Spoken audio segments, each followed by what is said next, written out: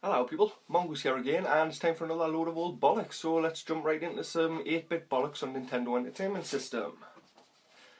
This load of old bollocks, Robocop 2 on NES, made by Ocean.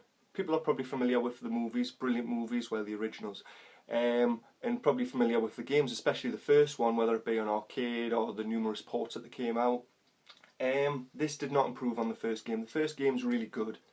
This is just a load of old bollocks. Basically what you're going to be tasked with is making your way through, a side-scrolling level where what you're going to have to do is take out a certain amount of bad guys and collect a certain amount of nuke. Now I don't know if you remember from the second movie, but nuke is, the drug that's being developed in the Detroit city that Robocop tries to, stop basically in the movie.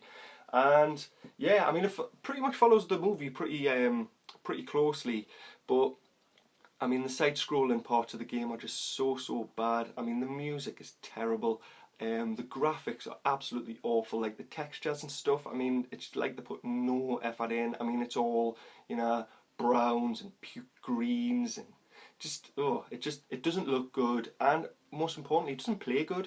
The controls are terrible for the bit of platforming that you do have to do. It's just not suited to the controls really. Very floaty. I mean, for instance, a good game like Super Mario Brothers, when you're in the air, you have that control. As you come back, you don't get that in this game. You jump and it's just hit jump and just hope you hit your mark.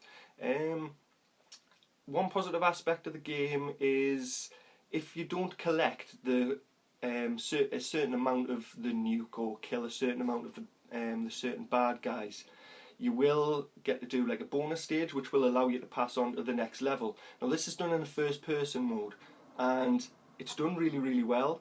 Yeah, I mean you're just using the D-pad as to aim the crosshair and shoot certain targets and not shoot innocent civilians and stuff, and that gives you a second chance to get to the next level.